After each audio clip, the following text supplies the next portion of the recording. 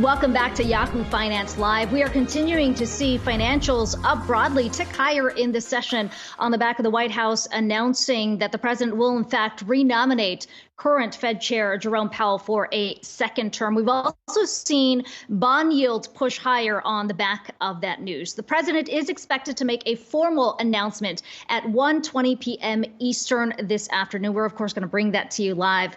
Let's bring in Jared Bernstein. He's White House Council of Economic Advisors member. And Jared, it's good to talk to you today. We now know the president met with both Jay Powell as well as Lael Brainard early on this month. Talk to me through the president's thinking, why he thought ultimately Jerome Powell was the one that he wanted to lead the Fed through the next 4 years.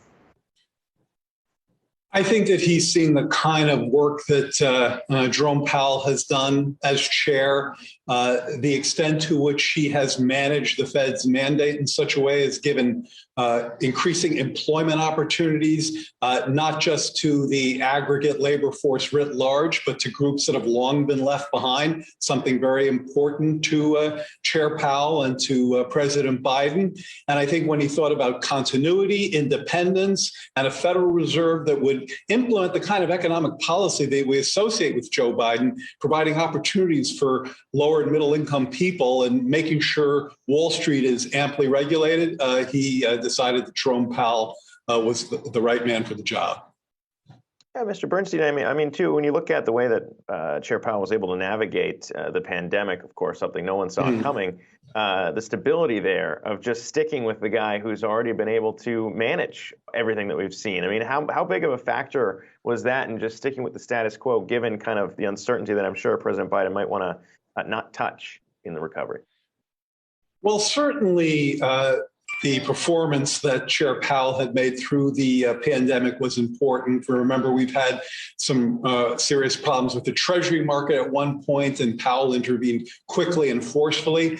But, you know, Lael Brainard has also been a long-term, highly accomplished economist on the Federal Reserve Board, and her work both on employment, again, a full employment mandate that reaches people in places that have been left behind, and her work on regulatory issues. She's been really doing some very important interventions on the Fed's macro-prudential side of the equation, spoke to making sure that as vice chairman, she could continue to have probably an even broader input in those areas.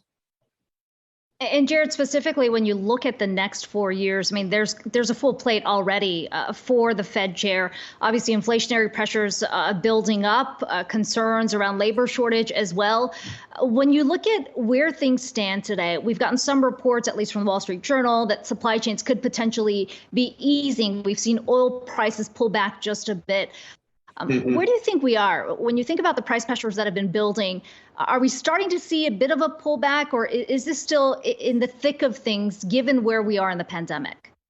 Yeah, no, it's an important question. And I think that any pullback, it's sort of both and. Any pullback has to be viewed in the context of the ongoing pandemic.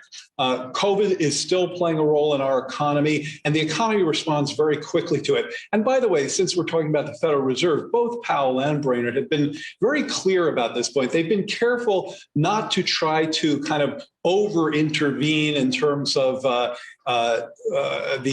inflationary story and recognizing that pandemic-induced supply chain snarl-ups have played such an important role here. But they've always done such, I think both of them, such a good job in their speeches, in their commentary, in their reports from the FOMC meetings, in balancing those pressures. So I think President Biden was taking all of that into account when he made these nominations.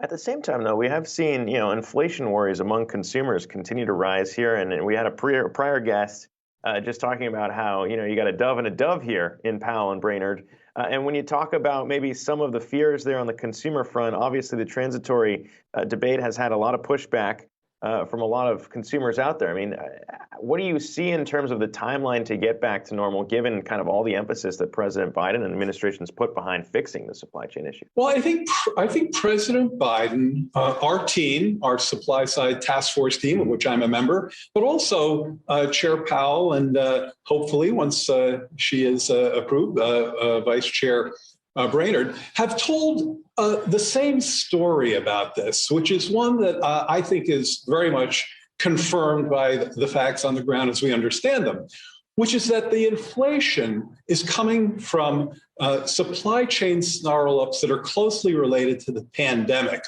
And as the pandemic fades, so should the excess demand for goods and the impact of that excess demand in the ports and the supply chain renormalize. That would take down some of the supply chain pressures. And virtually every forecast I've seen, including the Fed's, has inflation normalizing to rates we're more familiar with by the second half of next year. So that's the ongoing forecast. I think what the Fed has shown, and both comments from Powell and Brainard have shown, is that they're watching that scenario much as I described it. They're taking the temperature of the supply chains. They're watching the pressures from wages. They're watching the pressures from consumer demand and this good service imbalance. So I think they've been quite clear and consistent in their story. And again, it is the modal forecast among everyone who's looking at this.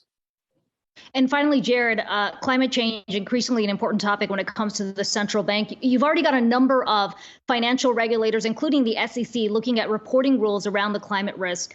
What do you see as the central bank's role in tackling this crisis?